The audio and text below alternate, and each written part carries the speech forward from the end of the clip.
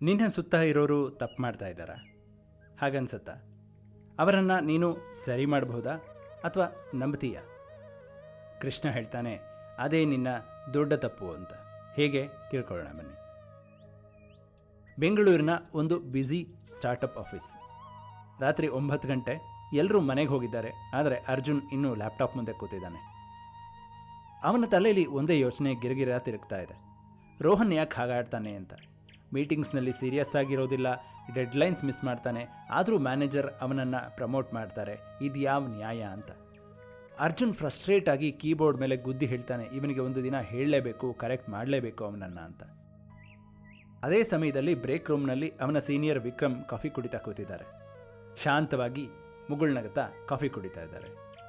ಅರ್ಜುನ್ ಅವರ ಹತ್ರ ಹೋಗಿ ಕೇಳ್ತಾನೆ, ವಿಕ್ರಮ್ ಸರ್, ರೋಹನ್ ಬಗ್ಗೆ ನಿಮಗೆ ಸಿಟ್ಟು ಬರೋಲ್ವಾ? ಅವನು ಹೀಗಿದ್ದರೆ ನೀವ್ಯಾಕೆ ಸುಮ್ಮನೆ ಇರ್ತೀರಾ ಅಂತ. ವಿಕ್ರಮ್ ಒಂದು ಕ್ಷಣ ಕಪ್ ಕೆಳಗಿಡ್ತಾರೆ, ಇವನನ್ನು ನೋಡ್ತಾರೆ, ಮತ್ತೆ ಮಾತಾಡ್ತಾರೆ. ಅರ್ಜುನ್, ರೋಹನ್ ಹೀಗೆ ಯಾಕೆ ಮಾಡ್ತಾನೆ ಗೊತ್ತಾ? ಯಾಕಂದರೆ ಅವನ ಒಳಗಿರೋ ನೇಚರ್ ಅವನಿಗೆ ಹಾಗೆ ಮಾಡಿಸುತ್ತೆ. ಅವನ ಗುಣಗಳು ಅವನನ್ನು ಓಡಿಸ್ತಾ ಇದ್ದಾವೆ. ನೀನು ಅವನನ್ನು ಜಡ್ಜ್ ಮಾಡ್ತಾ ಡಿಸ್ಟರ್ಬ್ ಮಾಡ್ತಾ ಹೋದರೆ ಅವನು ಬದಲಾಗೋದಿಲ್ಲ, ನೀನೇ ಕೆಟ್ಟು ಹೋಗ್ತೀಯಾ ಅಂತ ಹೇಳ್ತಾನೆ. ಅರ್ಜುನ್ ಈ ಮಾತು ಕೇಳಿ ಮಾತೇ ಆಡೋದಿಲ್ಲ. ಆ ಒಂದು ಮಾತು ಅವನ ಇಡೀ ರಾತ್ರಿಯ ಕೋಪವನ್ನು ಕರಗಿಸಿಬಿಡ್ತು.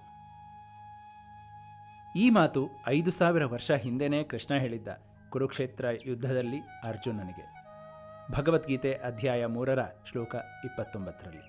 ಶ್ಲೋಕ ಹೀಗಿದೆ: ಪ್ರಕೃತಿರ್ಗುಣಸಮ್ಮೂಢಾಃ ಸಜ್ಜಂತೆ ಗುಣಕರ್ಮಸು ತಾನ ಕೃತ್ಸ್ನವಿದೋ ಮಂದಾನ್ ಕೃತ್ಸ್ನವಿನ್ನ ವಿಚಾಲಯೇತ್.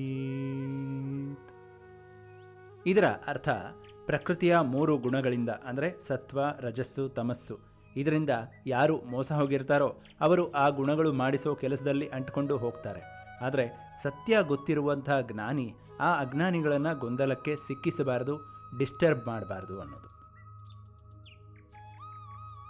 ಈಗಿನ ಕಾಲಕ್ಕೆ ಈ ಒಂದು ಶ್ಲೋಕವನ್ನು ಹೋಲಿಸಿಕೊಂಡು ನಾವು ನೋಡೋದಾದರೆ, ಇನ್ಸ್ಟಾಗ್ರಾಮ್ನಲ್ಲಿ ನೋಡಿ, ಒಬ್ಬ ಬರೀ ರೀಲ್ಸ್ ಮಾಡಿಕೊಂಡು ಪೋಸ್ಟ್ ಮಾಡ್ಕೊಂಡಿರ್ತಾನೆ, ಇನ್ನೊಬ್ಬ ಸೀರಿಯಸ್ ಕೋಟ್ಸ್ ಹಾಕ್ಕೊಂಡಿರ್ತಾನೆ. ಇಬ್ಬರು ಅವರವರ ನೇಚರ್ ಪ್ರಕಾರ ಕೆಲಸ ಮಾಡ್ತಿದ್ದಾರೆ. ನೀನು ಒಬ್ಬನ ಹತ್ರ ಹೋಗಿ, ನೀನು ಯಾಕೆ ರೀಲ್ ಮಾಡ್ತೀಯಾ ಅಂದರೆ ಅವನು ಬದಲಾಗ್ತಾನ? ಇಲ್ಲ ಅಲ್ವಾ? ಆದರೆ ನಮ್ಮ ನೆಮ್ಮದಿ ಹಾಳಾಗಿ ಹೋಗುತ್ತೆ ಅಷ್ಟೇ.